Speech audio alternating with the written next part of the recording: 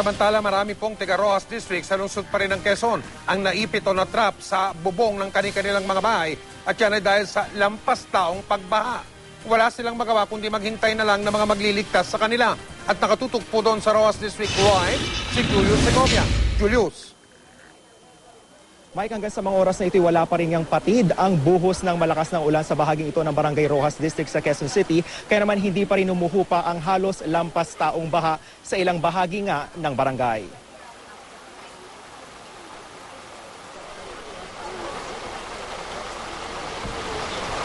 Buka na pa lang ng Roxas District, may babala na. Di na raw nadadaanan pa ang tulay papuntang E. Rodriguez. Pagdating sa lugar, ito na ang inabutan namin.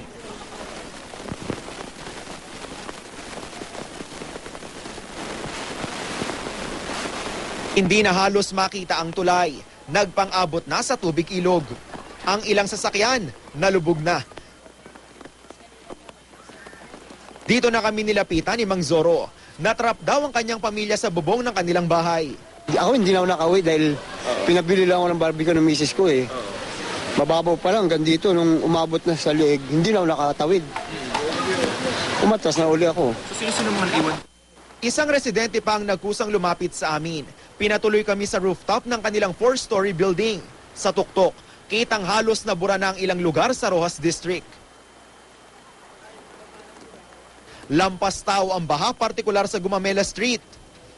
Marami sa mga naiwang residente, nasa kani-kanilang mga bubong pa. Ang ilan sa kanila, panay ang kaway. Tila naghihintay ng saklolo. Nahinto raw ang rescue operation dahil nabutas ang nag-iisang rubber boat ng barangay. Kaya ang ilan sa mga residente, kusa nang gumawa ng paraan para mailigtas ang kani-kanilang sarili. Naglatag sila ng lubid na naging gabay nila para makatawid sa mataas na lugar. Nagpapatuloy ang rescue operations ng Quezon City Police doon sa mga residenteng naiwan pa doon sa kani-kanilang mga bubong, partikular doon sa may Gumamela Street.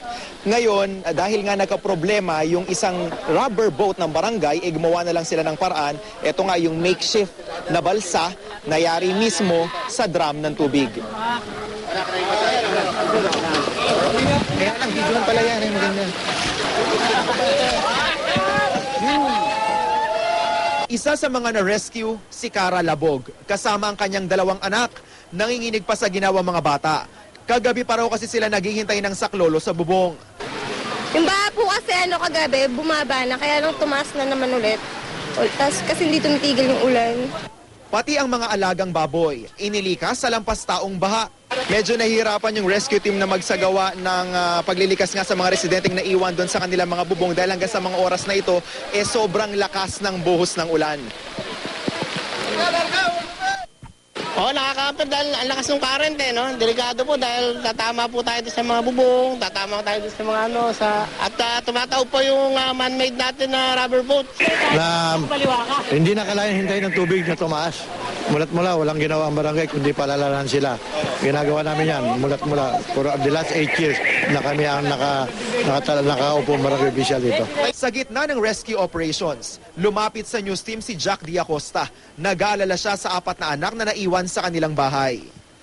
Sa loob ng Gumamela kasi maraming pamilya nandun pa sa bahay nila na sana mai-survive sila, maligtas sila. Lalo na yung mga anak ko kasi maliliit pa yun eh. Isang 2, isang 4, isang 11. Tsaka isang yung nag-aasika sa kanila yung pinaka 19 years old. Aminado ang mga rescuer. Hirap silang ilikas ang mga naiwan pang residente. Bukod kasi sa taas ng tubig at malakas na buhos ng ulan, masisikip din daw ang eskinita.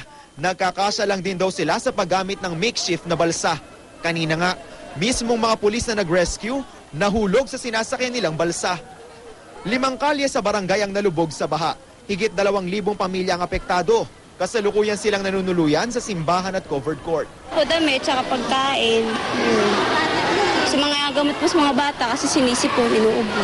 Nayang humingi kami ng tulong dahil kagabi pa hindi na kami nakakain dahil baha po kami. Mike, ang latest info natin mula sa barangay captain nga ng Barangay Rojas District dito sa Quezon City, halos 200 residente pa raw yung hindi nila naililikas hanggang sa mga oras na ito. Kaya ang panawagan nga nila, sana raw ay maabutan sila ng rubber boat para nang sa gayon ay mapabilis ang rescue operations. Yan muna ang latest mula pa rin dito. Balik sa'yo, Mike. Kamusta ang baha dyan? Tumataas pa ba o nananatiling pareho lang o sana naman ay umuupa na? Actually, Mike, dahil nga walang patid pa rin yung buhos ng ulan, imbes na humupa ang baha, lalo itong tumataas, Mike. Ako naloko na. Okay, maraming salamat, Julius Segovia.